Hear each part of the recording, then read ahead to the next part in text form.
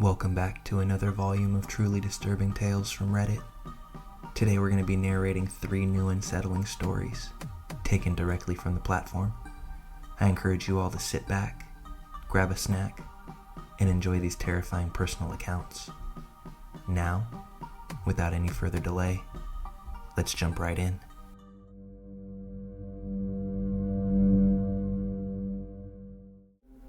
I'm a guy in my 30s now, but this happened about a decade ago, with the onset of Tinder and other swiping apps. I was new to the game, mostly just wanted to get some action, but totally naive and not realizing what kind of Pandora's box can be opened when meeting strangers online. I match with this cute girl. We flirt, message over a couple of days, and I get the vibe that she's DTF. We had plans for a few days out, but the day before, she booty texts me late at night. She says she's been drinking, sends some revealing texts, and invites me over to her house. It's late and I'm definitely only thinking with the lower half of my body at this point. She sends me an address that's kind of in a sketchy part of town. Whatever, not my first shady booty call. I drive over, and as I get closer to this house, I text her to let her know that I'm here. It's a weird, semi-developed neighborhood, and the house only looks partially finished. I do see a light on in the basement, but definite weird vibes. As I text her about the layout and confirming that I'm in the right spot, she tells me not to worry and instructs me to the back of the house, where she's left the door open for me. I'm feeling a little off, but I'm obviously committed and rather horny. I get out of the car and I feel the most intense sense of dread that I've ever felt in my life. As I'm catching my bearings, I turn around to hear running from behind me, multiple sets of footsteps. My balls shrunk into ovaries at that point as I ran back to the car, opened the door, and flung myself back in. I was just able to lock the door when I see 3 figures, all wearing creepy, full face masks. 2 of them banging on my doors and windows, one with a huge bat, in the process of taking it to my windshield. Huge crack. I dropped the keys as I tried to start the car. I was absolutely petrified. I got the key in, turned the ignition, slammed on the gas. As I took off, I hit one of the guys with my side mirror as he fell to the ground with a plop. I almost ran into a street pole for my troubles. After recovering from my heart attack while driving, I raced home and spent the next 24 hours replaying the whole thing over and over again. I never told anyone in my circle about this. I made up a story about a deer hitting my car to explain the windshield. Guess I felt dumb and desperately wanted to pretend I wasn't really that gullible. But in actuality, I really was. And to this day, I'm just glad that I made it out of there.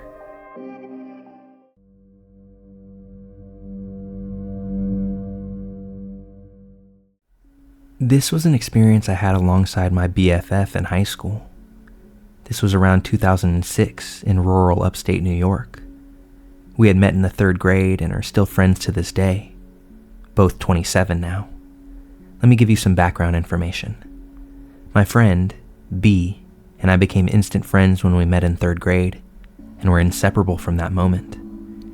We frequented each other's homes, so much so that her mom set up a guest room as my room. I had toys, clothes, pictures. Everything that I needed was there. I was family. Pictures of B and I hung on the walls of her home, owned by her very proud mother, Shelley. Shelley always wanted 2 daughters, and loved me so much that that's what she considered me, her second daughter. Now on to the meat of the story. Again, this incident took place when B and I were sophomores in high school.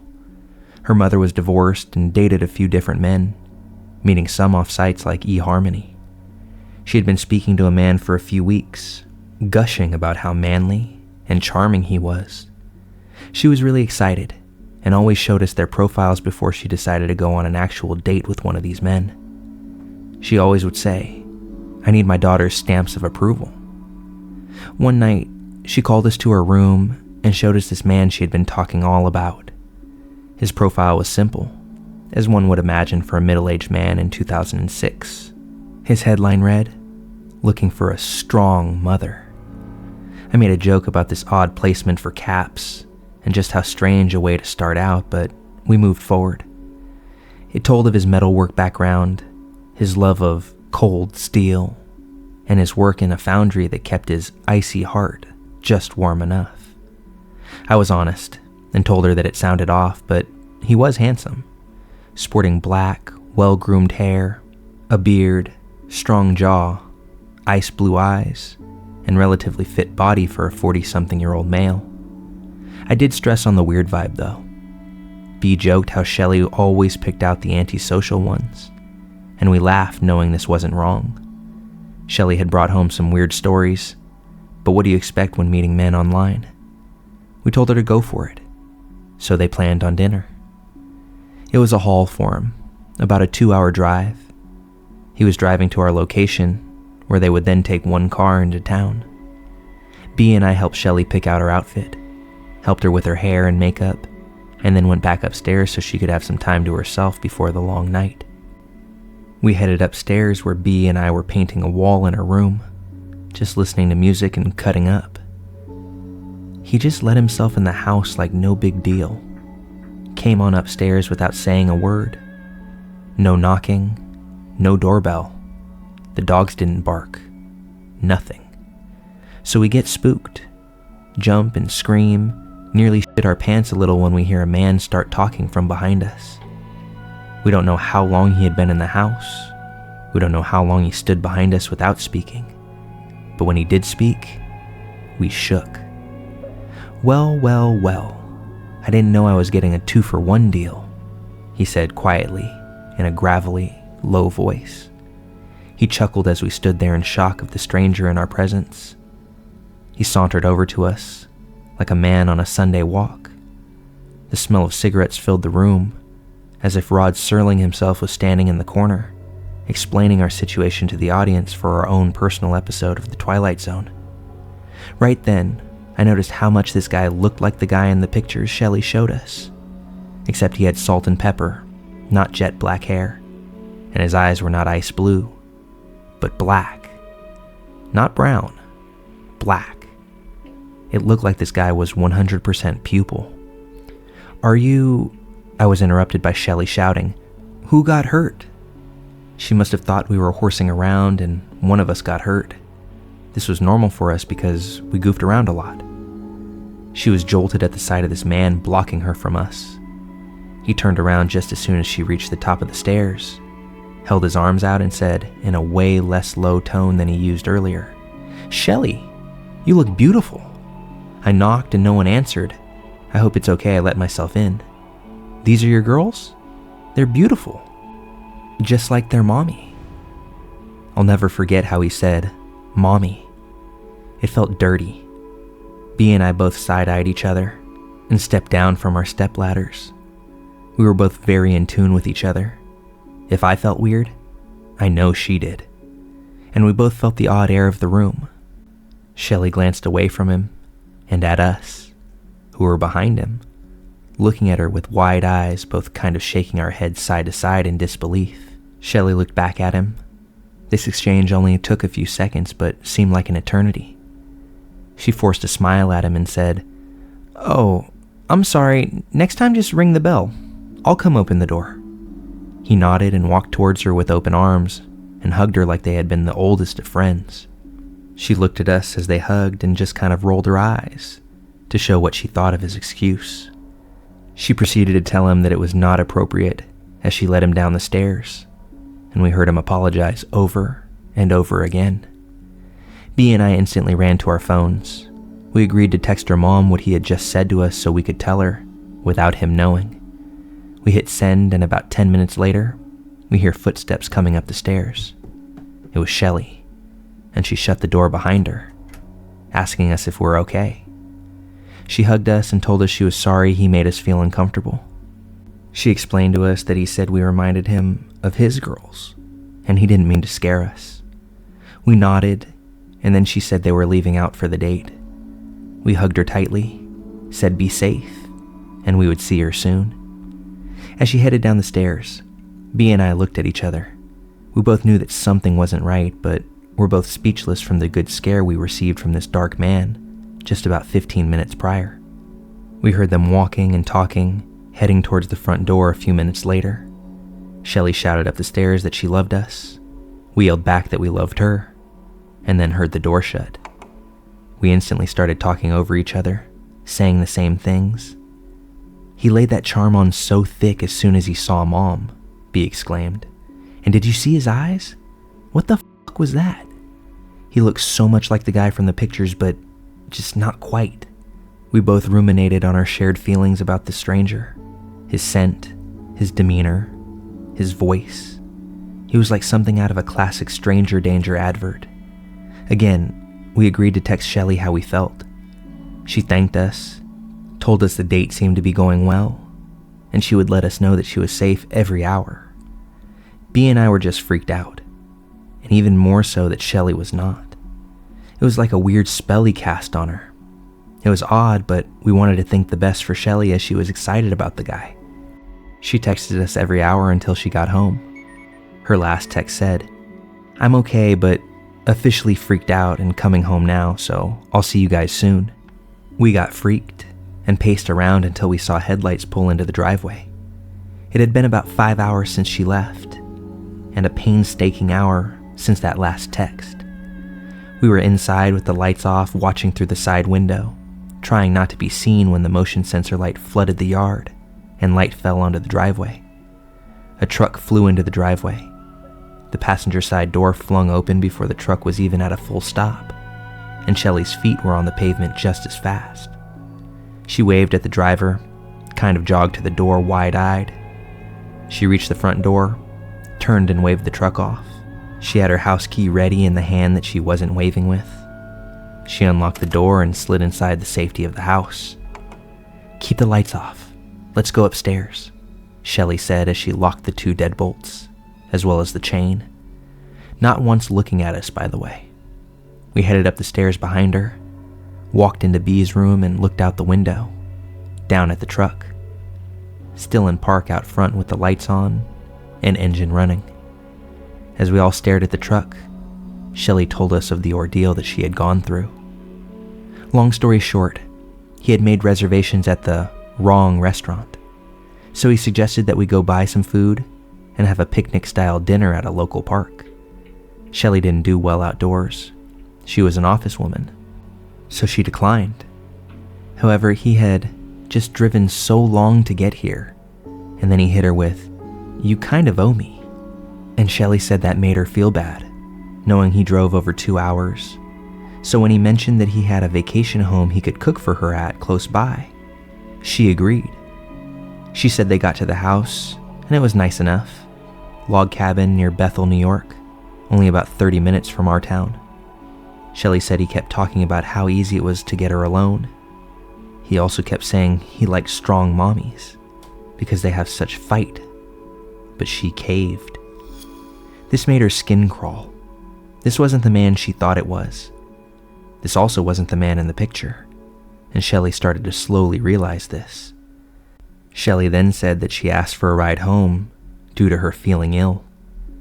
He wasn't the happiest, but he complied and stopped cooking and started to look for his keys, the ones that she knew were in his pocket the entire time. He then started asking her about our girls, referring to myself and Bea. This freaked Shelley out so bad that she told him that she was going to have someone come and get her, and that he didn't like that, instantly finding his keys after that. Once they were out of the house and in the truck wouldn't start, so they had to move to his work truck. Shelley was visibly shaken and wouldn't take her eyes off the truck in the driveway as she spilled the story out. She said that there was a garage that he said they had to walk around the house to get into, and that his work truck would be there. She said she felt she had no choice but to play it cool and just agree to go. She hopped out, walked around the house, and there was indeed another garage with a truck in it. The same truck we were all currently staring at, just sitting in the driveway. It smelled like bleach and metal, Shelley whispered. She told us on the way home he kept asking about us. What did we do that she didn't like? What got us spankings? What were the naughty things we got in trouble for? What would she do without us? And the one question to scare you out of your pants as a parent: would you sacrifice yourself for our girls? Shelley said she stared at him in awe and disbelief, and then he just laughed. She got more and more concerned as she noticed her surroundings in the back of the truck that she was riding home in. There were what she thought were chains and a bucket sitting on the back floor, a duffel bag, and a very large metal object that she wasn't quite sure of. This is when he started to pull out pictures on his little flip phone that he had of us. He must have found Shelley's Facebook, and he took pictures of our pictures and had them on his phone, waving it around, telling Shelley what a good, strong mommy she had been to us, and she should be proud of what she had accomplished. By this time, they were pulling into the driveway, and Shelley was done with his shit. She was just about finished with her story when we saw the truck lights turn off. Shelley immediately picked up the phone and dialed the sheriff, and told him quickly there was an unwelcome person outside of the home. Being in such a small town, the sheriff not only went to school and graduated with Shelley, but only lived 3 doors down. Just as we see this guy getting out of his truck with the duffel bag, we saw the sheriff whip up behind him. This man panicked and literally threw his duffel into his truck and tried to back into the sheriff to get out. When he realized he was blocked from the rear, he went through the yard. We couldn't believe our eyes. The truck peeled out, taking some of the lawn with it. The sheriff came to the door to check on us and told us he had units down the road waiting for the guy. We all shared a good collective cry and rejoiced in our safety.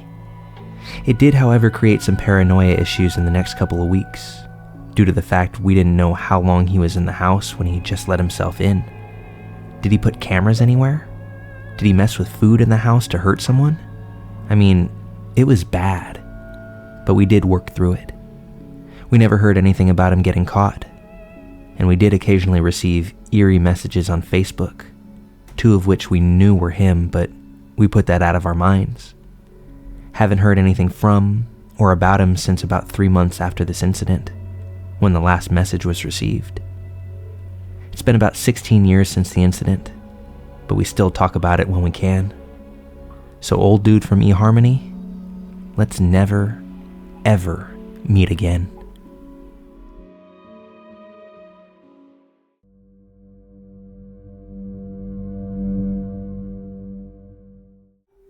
This story of mine genuinely has me creeped out. It happened about 9 years ago, and sometimes it'll randomly pop into my mind, but it always succeeds in giving me the shivers. So I was on an adult dating site, one of the fetish types. I know, don't judge me. I was just looking for some fun. Anyway, I was stupid and gave out more information than I should have.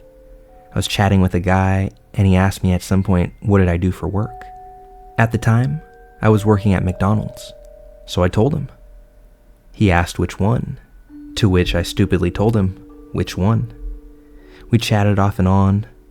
We hadn't been chatting for too long, as I remember, but I had also stupidly given him my phone number at some point. He would talk about how he wanted to meet me on my break and have some fun on my break. I told him no thanks. I don't bring my lifestyle to my job. Gotta keep some level of separation, right? Anyway, I checked my messages just before I was due to clock out of work. Luckily, I did. He mentioned that he was at my job and told me what he had ordered. I think it was a Big Mac meal, by the way. I was like, okay, well, don't expect me to do anything with you because I'm not interested. He then got upset and told me that he wasn't accepting the fact that I wasn't interested. I was scared because I had sent him a face picture of myself, but I had never received one from him, so I didn't even know who to be scared of. I really wasn't interested in this at this point. Now I had to thank my stars that I hadn't told him my work schedule, so he didn't know that I was about to clock out. So, after clocking out, I told one of my managers that I was on a dating site, and some guy just showed up to work. I have no idea what he looks like, and that I was going to hang out in the back in the break room for a bit. She didn't judge me, and was just like, oh, okay. I waited about half an hour before I left. I didn't have a car at the time and had to walk home, so I was afraid the whole way that he would see me and try to snatch me up into his car. Once again, luckily, no one followed me, so I did find myself in the clear. I don't remember if I instantly blocked him or if he just never messaged me, but I never heard from that guy again. I don't know if this really counts as all that creepy, but it does creep me out that some random person just decided that he would show up to my job and expect me to want to meet up with him. So yeah, now I just give vague responses as to where I work.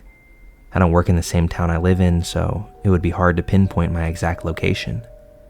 This experience opened my eyes and made me much more aware of the information that I give out to strangers. So, creepy guy, the one that I don't even know what you look like, let's never meet.